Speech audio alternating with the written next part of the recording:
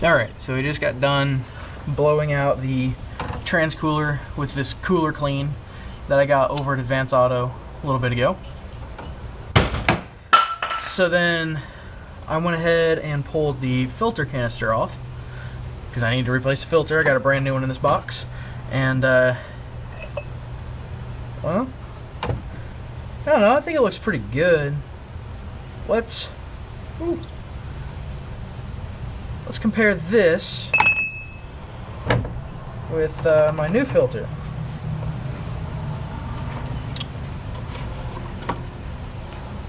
Huh. It says it hasn't been changed in a while. So yeah. Also, I mean, obviously this is going to weigh a little bit more. It's got fluid on it. But even after cleaning, I don't even want to know what that looked like prior to me cleaning it. So, let's see. Looks like, oh, there's metal and gunk all over this. Oh my lord. Here. You can kind of tell there's just metal flake everywhere, so I have to clean all that crap out. Yeah. I'd say the converter, or clutches probably too, were definitely on their way out the door. Alright, I'm gonna get back to work. Alright, so I went ahead and cleaned this out, and you can see my grubby hands got all over it, but no more metal all over that, over the spring or anything like that. I actually don't have any brake clean, so I just hit it with compressed air. Worked like a charm. Same for in here, it's all clean. That's a lie, threads aren't that clean. I'll clean the threads in a minute. But what I'm also going to do, and I'm not sure if this is necessary, but I'm going to go ahead and fill this thing with power torque, with ATF. I don't know if it's necessary, but I mean, it can't hurt to let it sit there and soak, so I'm going to go ahead and do that. Bam! It's Thursday, and something cool just showed up. This right here is a 14-inch electric fan from GC Cooling, and hopefully it's going to fit in between my radiator and my engine. Let's find out. So it needs to fit down in here somewhere. I don't quite care where.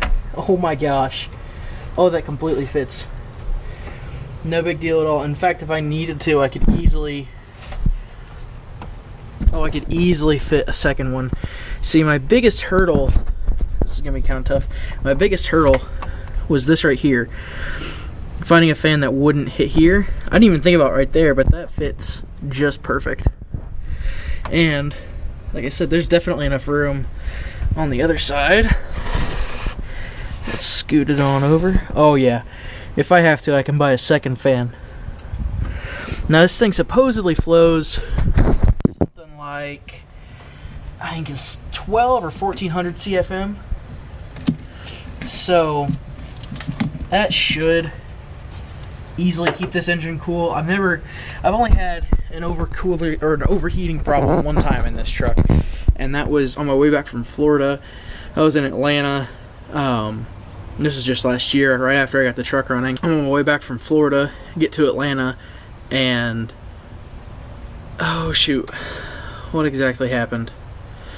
Got to Atlanta, traffic was god awful, and I kind of sat in traffic in 80 to 90 degree weather for roughly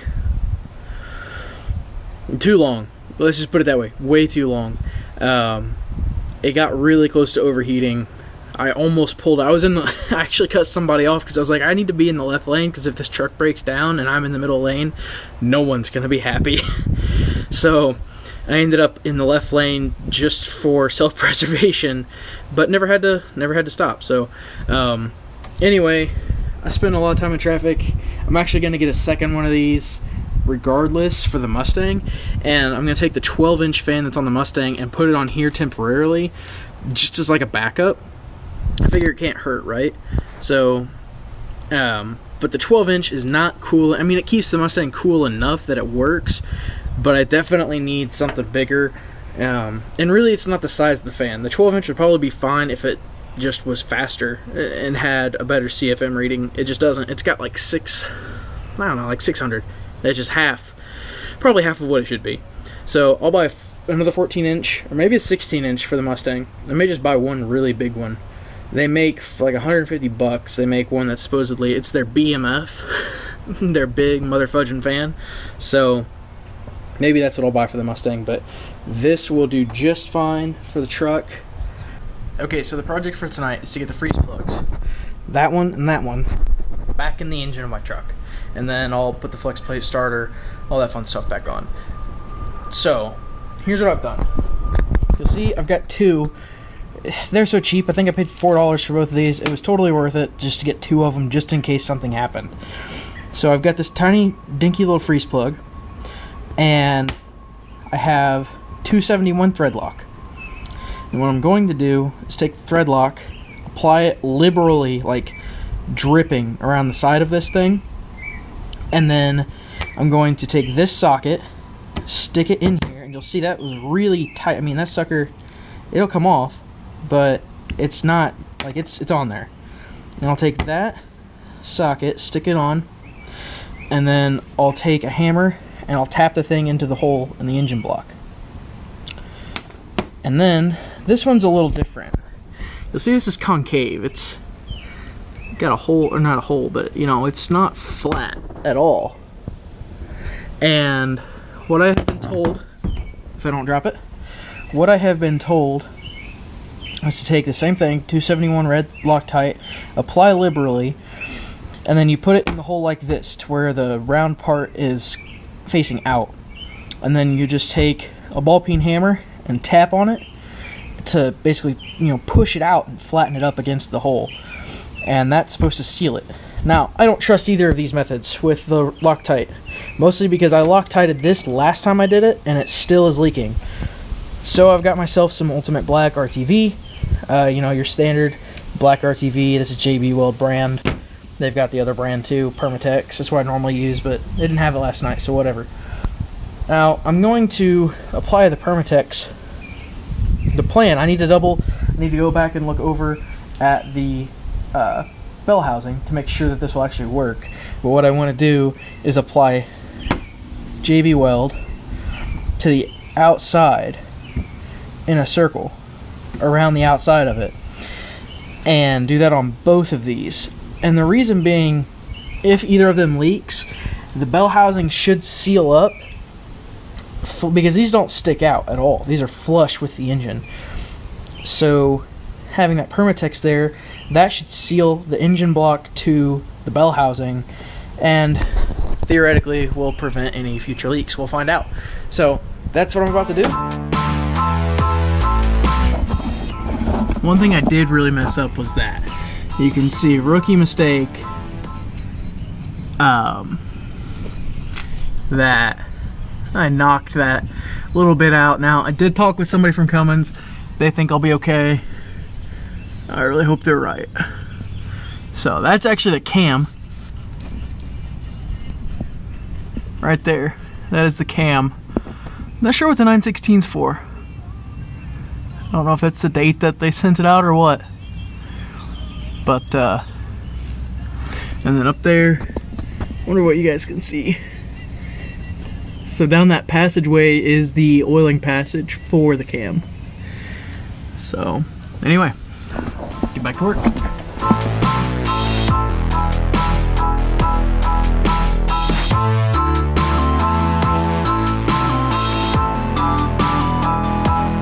Now, like I said, I mean, that's sealed up in there. Let's see, I got a small magnet. It's not coming out. Doesn't seem like it's even moving at all, which is, I mean, exactly what you want. So I'll get a extension to pull that back out, a socket out of there, and then I did look at the bell housing adapter. There is room. I can run a bead of silicone right around there. You can actually kind of see ever so slightly. You can see the line where the bell housing goes on there. So I should be able to run RTV around that sucker and seal it up. Same with up top. So that's exactly what I'm gonna do. Not the cleanest, but that should seal up pretty good. So I'm gonna go ahead and bolt up the bell housing.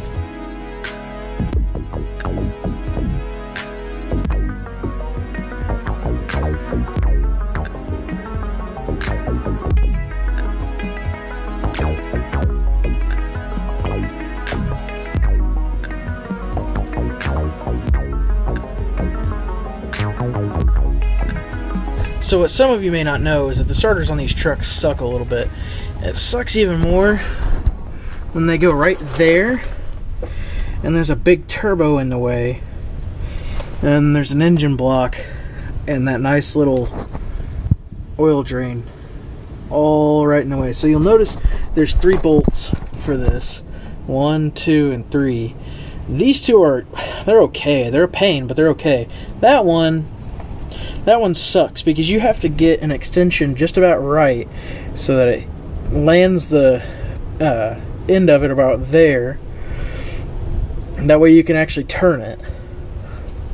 And yeah, I could undo this, but this is actually more of a pain to undo and redo than this is. So I leave that. Just to kind of show you again how close everything is around here. That's my turbo. You can, maybe you can actually see now how close that sucker is to the block. I had to really try to keep that from hitting. It is awfully close all the way around. Just looking straight up, you can just tell that was a pain to get right. So if you're thinking about doing it, just know it's a lot of trial and error.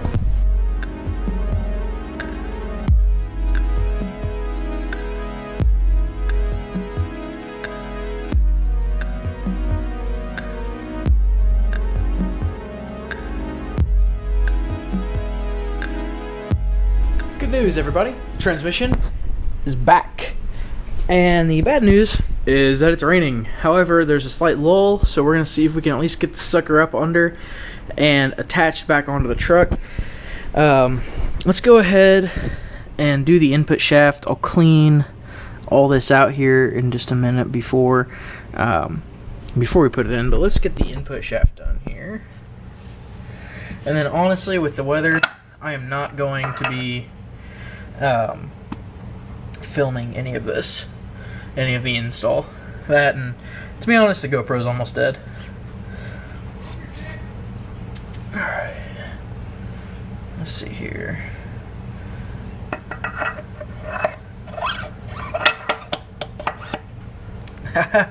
Easy as that. So they say. Alright, well, now we begin. Alright, quick update.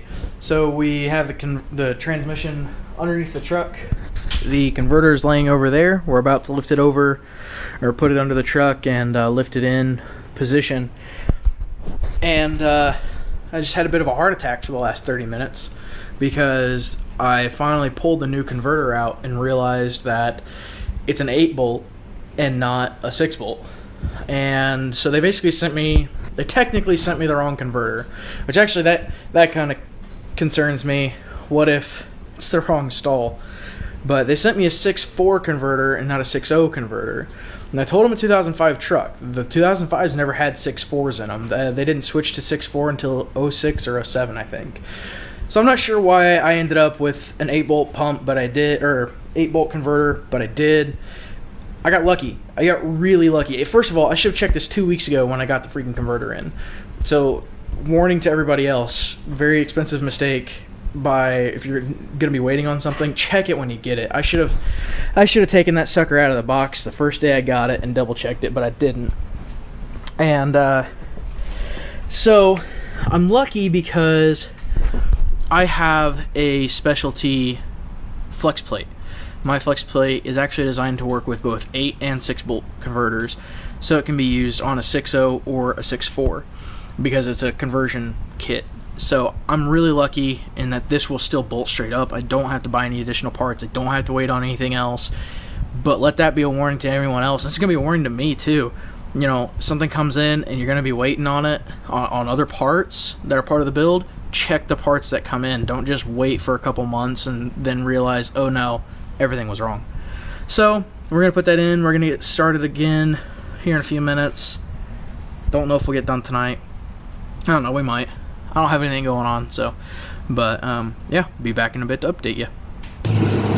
What is up, everybody? It's Sunday, and look where I'm at. I'm back in the truck. So, I got everything banged out about 2 a.m. on Friday night. I drove it yesterday, been driving it today.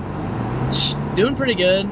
There's still something wrong, so I'm going to do a little bit more investigating with the wiring, and I'm going to check the shifter linkage to make sure it's properly adjusted. I'm wondering if that's playing a role in things, so we're going to go through that later. Probably won't get anything filmed on it. This is already going to be a really long video. But what I am doing right now, I'm headed to the parts store. I've got a buddy's car, and it's got an exhaust leak. I think all I need is some piping to just basically join two sections of pipe together. Honestly, seems like a fairly simple thing. It's going to still require the use of a Sawzall, but hey, what doesn't anymore? So, anyway, just want to throw an update. Might get some driving in a little bit, but that, honestly, I think this is my sign off. So, thanks for watching. Like, subscribe, and I'll see y'all next week.